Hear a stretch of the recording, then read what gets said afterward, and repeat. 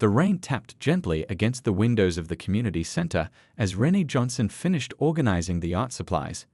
The kids had left an hour ago, their laughter still somehow echoing in the empty room. Renee wheeled herself over to the light switch, taking one last look at the colorful drawings pinned to the bulletin board. Most showed houses, families, and sunshine, normal kid stuff, but a few showed the darker side of the neighborhood. Figures in corners, angry faces, and symbols that belonged to the East Side disciples. Renee sighed. She'd grown up just 3 blocks from here, back when the neighborhood was rough but still had a sense of community. Now, at 35, she watched as the gang slowly took over, street by street, store by store. "Miss Renee, you still here?" The voice belonged to Tasha, the center's elderly janitor who had been cleaning these same floors for over 20 years. Just heading out, Renee called back, adjusting her cardigan. The spring evening had turned cool.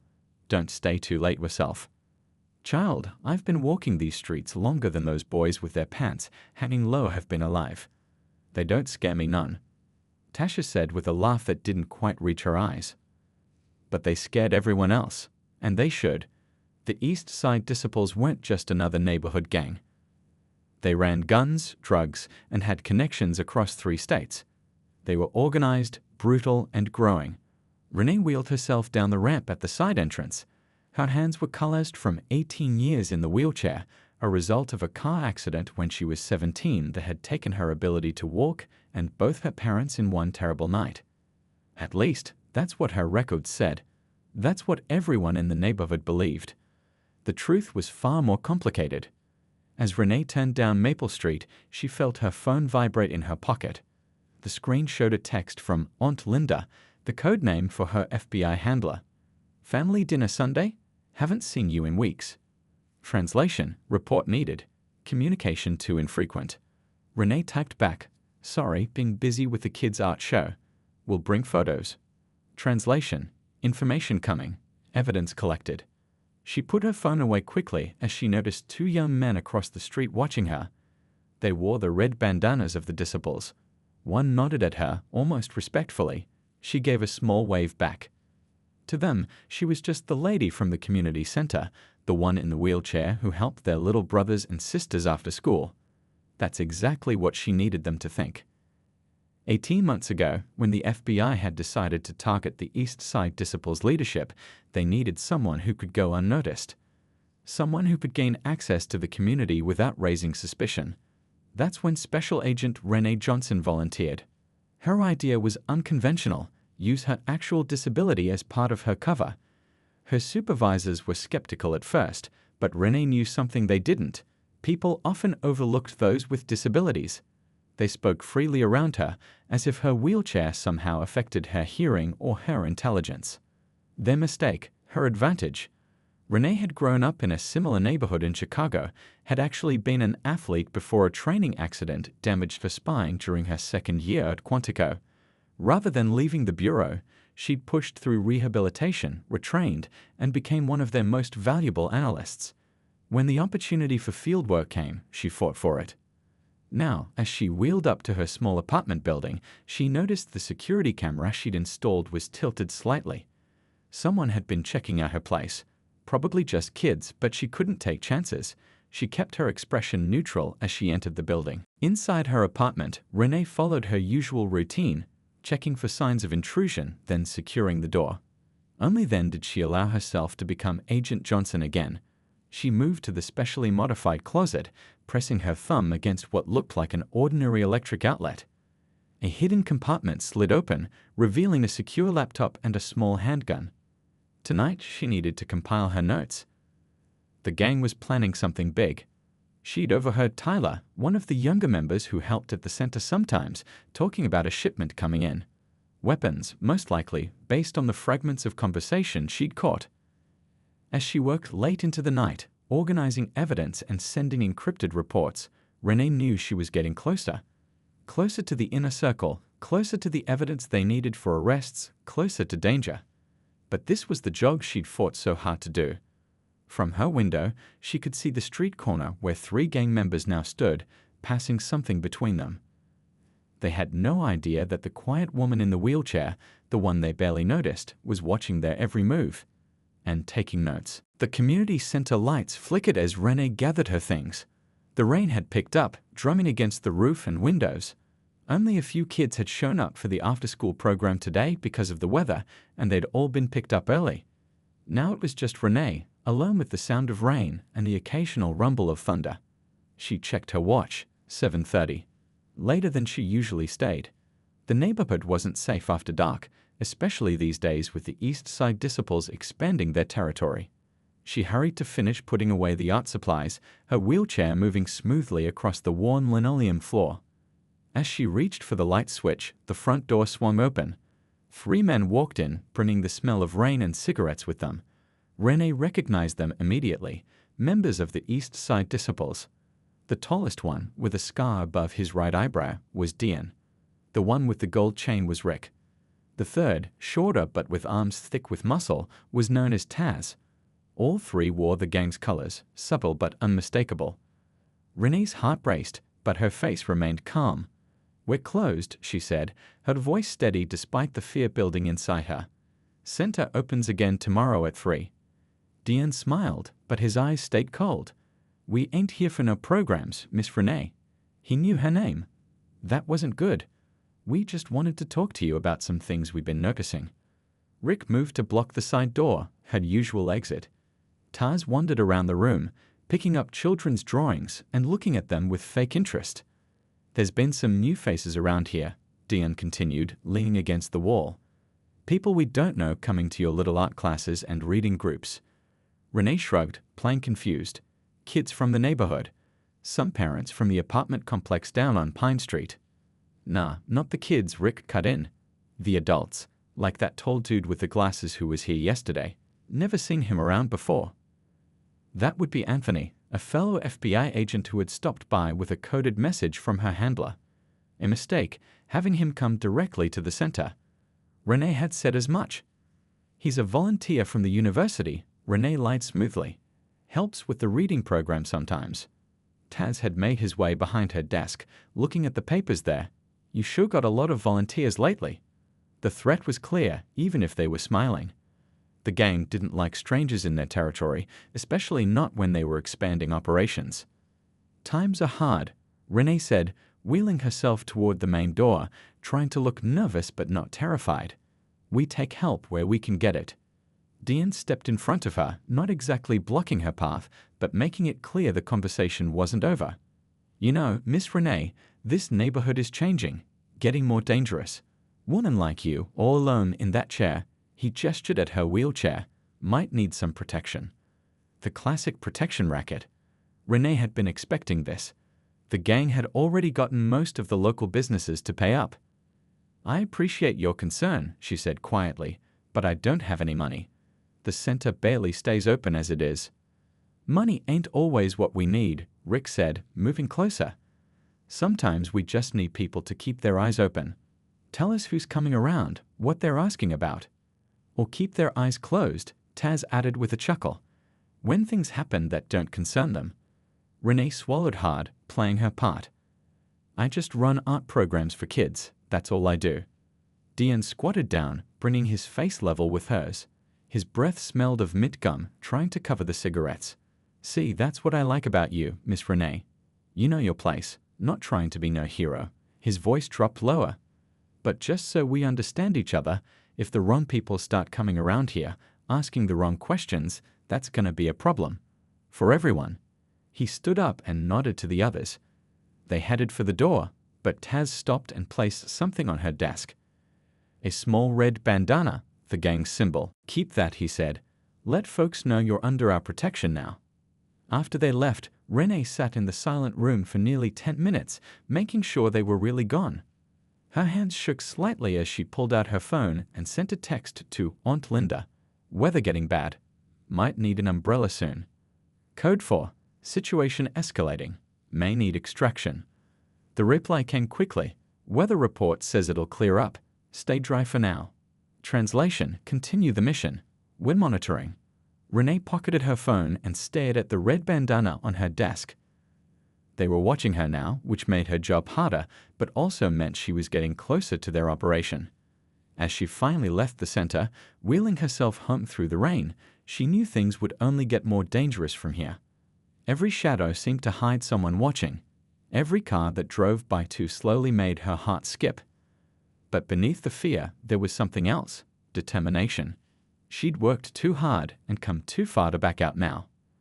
The game had changed, but so had the stakes. And Agent Renee Johnson never backed down from a challenge. Renee knew something was wrong the moment she reached her apartment door. The small piece of clear tape she always placed at the corner, her own private security system, was broken. Someone had been inside. She paused, considering her options. Protocol said to retreat, call her handler, wait for backup. But if she did that, she might blow her cover. Neighbors would notice FBI agents swarming the building. The gang would know something was up. Taking a deep breath, she unlocked the door and went in as if nothing was wrong. The apartment looked normal at first glance, but Renee's trained eye caught the subtle signs of intrusion. The cushions on her couch sat at slightly different angles. The drawer in her kitchen wasn't fully closed. The bathroom door was ajar, though she always left it shut. Most telling of all was the red bandana placed neatly on her pillow, the same gang symbol Taz had left at the community center last week. The message was clear: we can get to you anytime. Renee's phone rang, startling her. The caller ID showed a blocked number. Hello, she answered, keeping her voice neutral. Just checking that you got a housewarming gift. Diane's voice came through, smooth and threatening. Renee's mind raced. They were testing her, watching how she'd react. Breaking into my apartment isn't going to make me suddenly find money I don't have, she said, allowing a tremor of fear to enter her voice. Diane laughed. Like I said before, it ain't always about money. We're just making sure you understand how things work around here now. His voice hardened. We know people been watching the center. People in cars with government plates. Renee's stomach tightened. I don't know anything about that. Better keep it that way. And maybe start paying attention to what people are asking you about us. We'd sure like to know what they want to know. The line went dead. Renee sat in her wheelchair, staring at the phone. This was bad.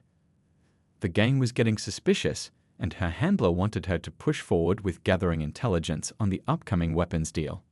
She wheeled herself to the bathroom and turned on the shower, letting the water run to mask any sounds.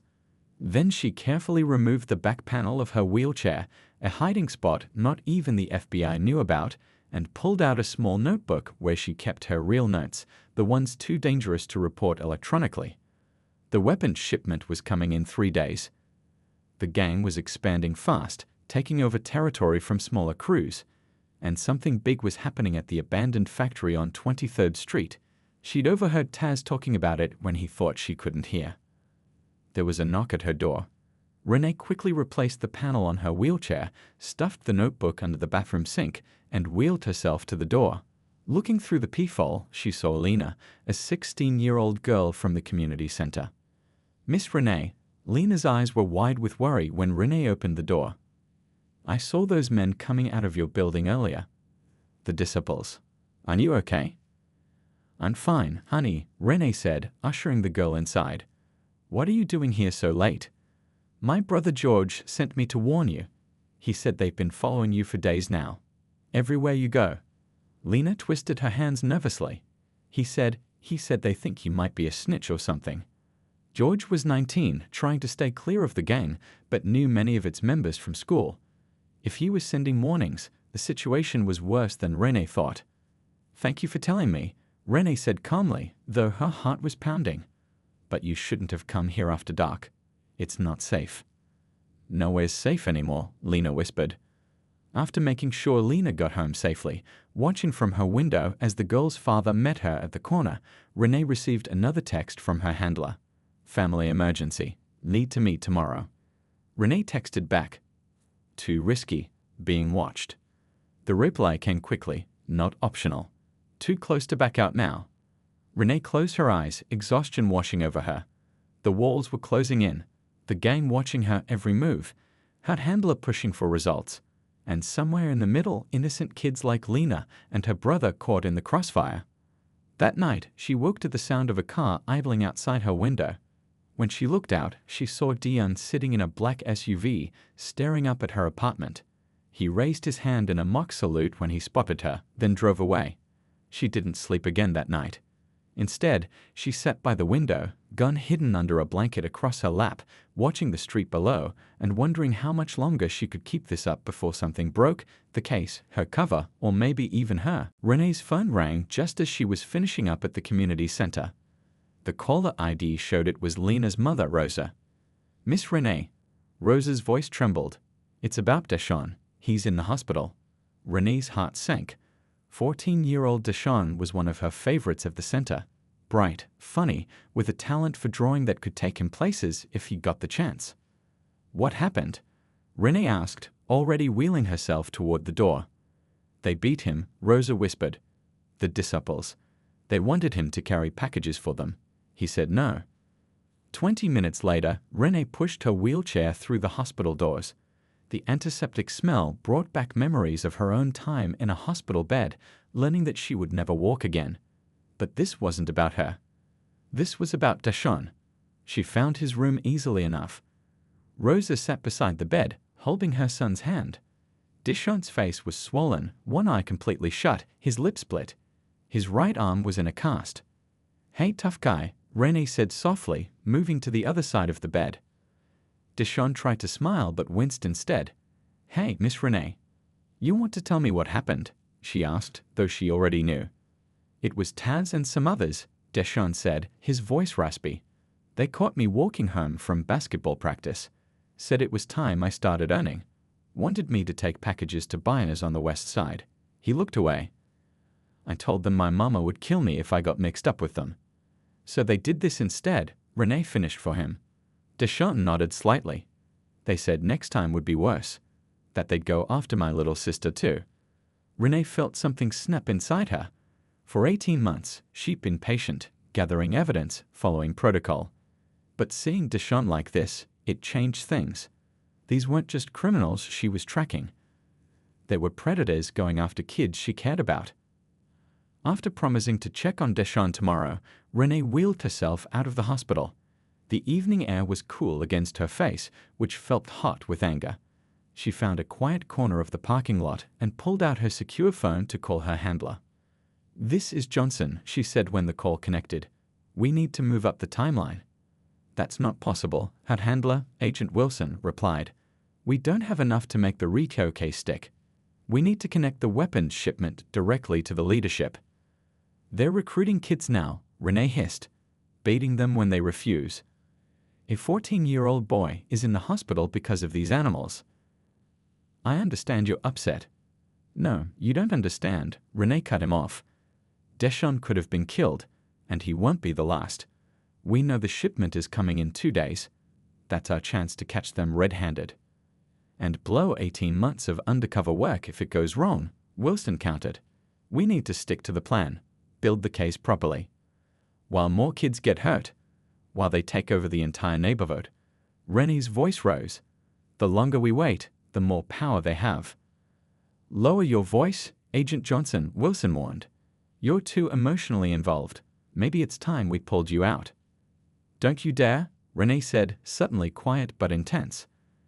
"I'm closer than anyone's ever gotten. I know where the shipment is coming in. I know who's going to be there. We can take down the whole operation." "And I said we wait," Wilson insisted. "That's an order." Neither of them noticed the dark figure standing in the shadows nearby listening. Dean had followed Renee to the hospital, curious about why she'd left the center in such a hurry. Now he stood motionless, taking in every word of her conversation. Renee hung up, frustrated and angry. She sat in her wheelchair for a few moments, trying to calm down before heading home. 2 days later, she was working at the center when George, Lena's brother, rushed in. His face was pale, his eyes wide with fear. "Miss Renee," he panted, "you got to get out of here, now." "What are you talking about?" Renee asked, though a chill ran down her spine.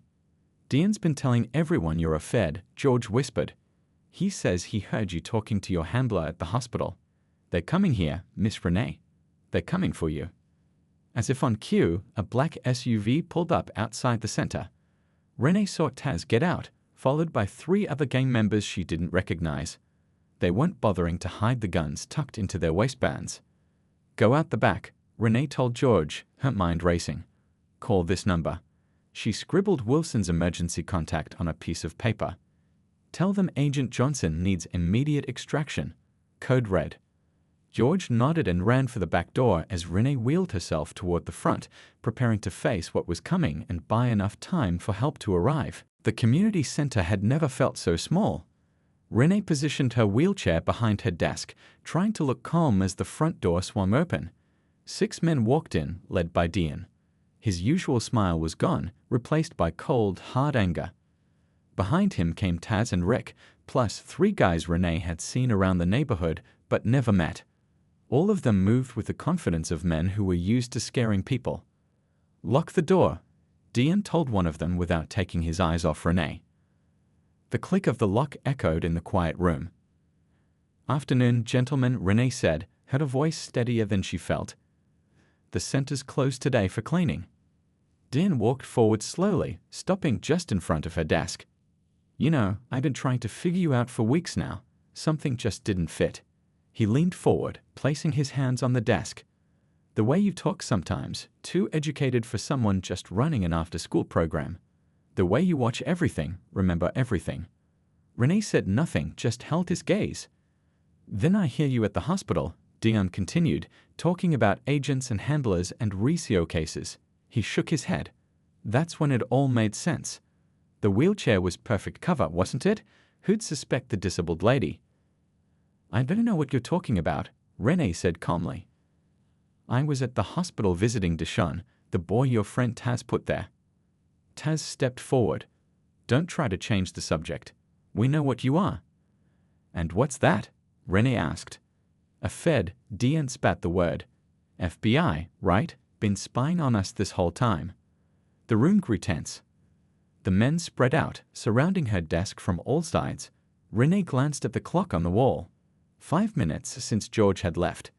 If he'd made the call immediately, help might be 10 minutes away at best. She needed to stall. "You think I'm FBI?" Renee let out a laugh. "In this wheelchair? Come on, Dean. You really think the FBI sends disabled agents into the field?" A flicker of doubt crossed Dean's face, but Rick spoke up.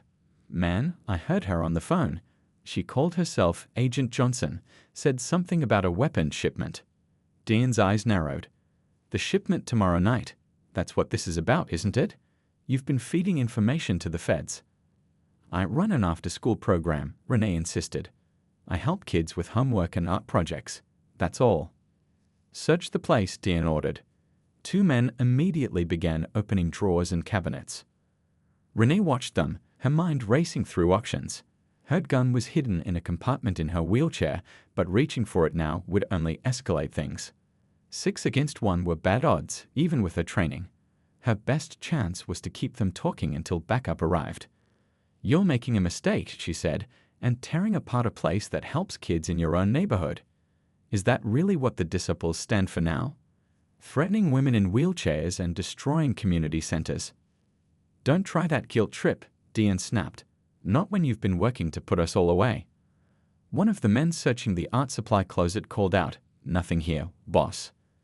Dean frowned, then turned back to Renee. "Empty your pockets." "Or what?" Renee asked, buying more time. "You'll beat up a woman in a wheelchair. Add that to beating up 14-year-old boys. You must be so proud." Something dangerous flashed in Dean's eyes. He moved around the desk, getting too close. "You think that chair protects you? Makes you untouchable?" He spun her wheelchair around to face him and leaned down, his face inches from hers.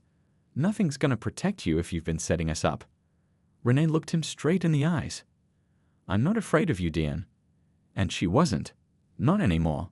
The fear had been replaced by something else, determination. These men had terrorized her neighborhood, hurt children she cared about, and threatened people who couldn't fight back. Enough was enough. "Maybe you should be afraid," Taz said, pulling a gun from his waistband. "FBI or not, you know too much." "Put that away," Dean ordered. "We need to know what she's told them first." Something in Renee's expression changed. The meek community center worker disappeared, replaced by someone else entirely. Someone confident, focused, dangerous. "You really don't want to do this," she said, her voice different now. Lower, authoritative. Dean noticed the change. He straightened slightly, confused by her sudden shift in demeanor. "Last chance," Renee said quietly. "Walk away now, before this gets worse for all of you." Dion laughed, but there was uncertainty in it. "You threatening us? From that chair?" Renee's hand moved slowly toward the side of her wheelchair. "The chair doesn't make me weak, Dion. It just made you underestimate me. That was your mistake." In the distance, faint but growing closer, came the sound of sirens. The sirens grew louder. Panic flashed across the faces of the younger gang members, but Dion remained focused on Renee. "You called them somehow," he said, anger building in his voice. "Doesn't matter.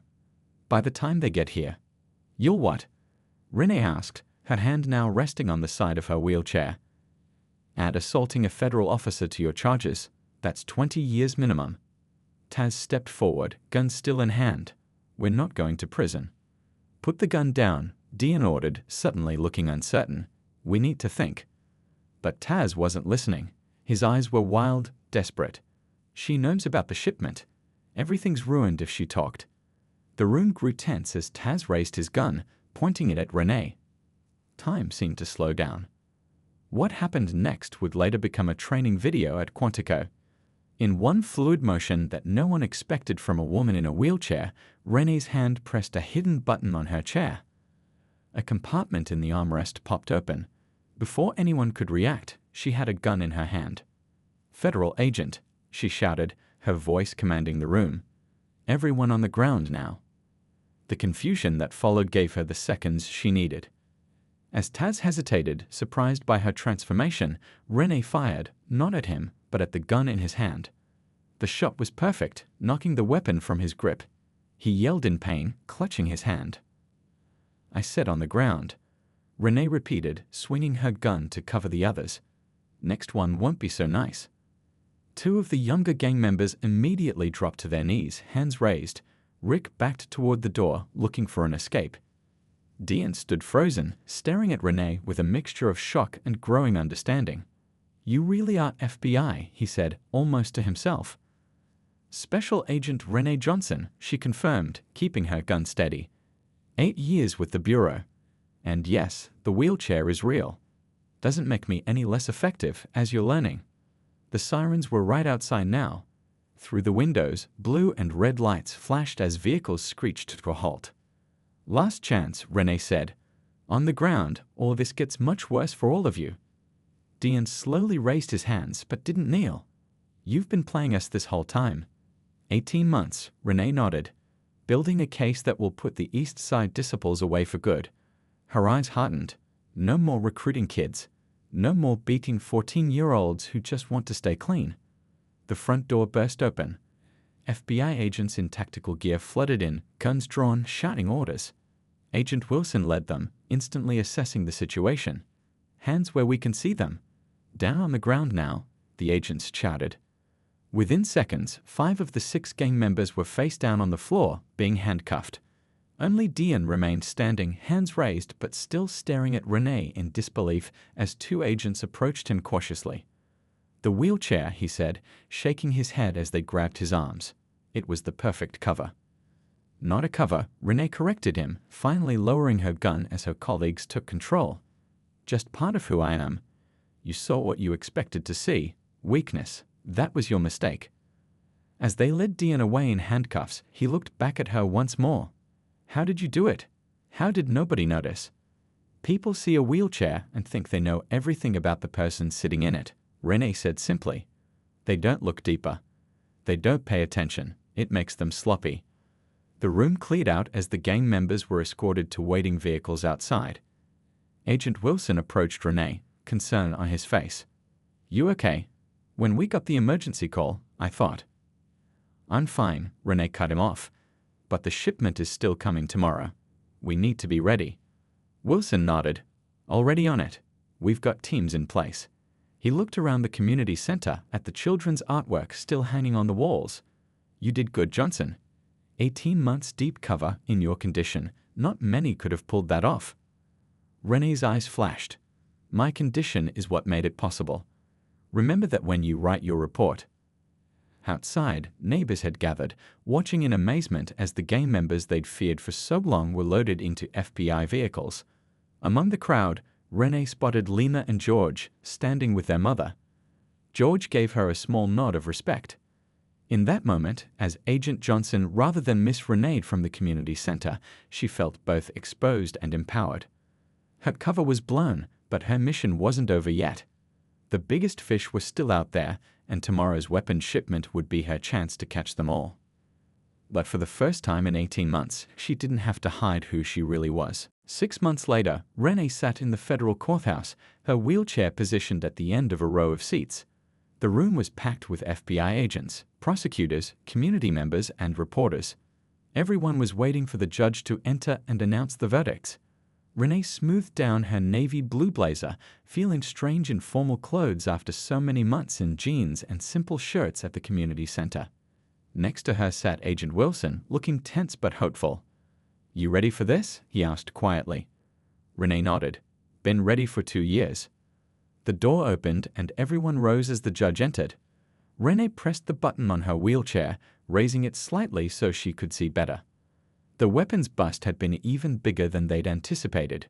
When the East Side Disciples showed up for the shipment the day after Renee's cover was blown, they found not their suppliers but an FBI tactical team waiting. In total, 18 high-ranking gang members were arrested, including the founder and leader, Vernon Big V. Thompson, who had been operating from the shadows for years. "All rise," called the bailiff. The judge took her seat and adjusted her glasses. In the matter of United States versus Thompson et al., the jury has reached verdicts on all counts. Renee held her breath as the judge read through the list. Guilty, guilty, guilty. 18 convictions, including weapons trafficking, drug distribution, racketeering, conspiracy, and assault. The East Side Disciples' entire leadership structure was going away for decades. When it was over and the defendants had been led away, people began filing out of the courtroom. Several agents stopped to congratulate Renee, but she was watching the back of the room, where a group of teenagers stood awkwardly in their best clothes. Deshaun was there, his face healed but with a small scar above his eyebrow that would always remind him of what had happened. Beside him stood Lena and George, along with 5 other kids from the community center. They looked unsure, like they didn't know if they still belonged in Renee's world now that they knew who she really was. Renee wheeled herself over to them. For a moment, nobody spoke. Then Deshaun stepped forward. "That was pretty cool, Miss Renee. Or I guess it's Agent Johnson now, huh?" Renee smiled. "You can still call me Renee." "The center's not the same without you," Lena said quietly. "It's good though," George added quickly. "The new lady they sent is nice, but she's not, you know, a secret agent in a wheelchair." Renee finished for him, and they all laughed, breaking the tension. "I heard you're teaching at Quantico now," Deshaun said, "teaching other agents how to go undercover." Renee nodded. "Someone's been keeping you informed." "Agent Wilson stops by sometimes," Lena explained. "Checks on the neighborhood." "The Disciples are really gone," George said, sounding like he still couldn't quite believe it. "No one bothers us at the basketball court anymore. Kids can walk to school without looking over their shoulders." Renee felt a warmth spread through her chest. This was why she joined the FBI, not for the excitement or the badge, but for moments like this, to see real change in real communities. "We have something for you," Deshaun said suddenly.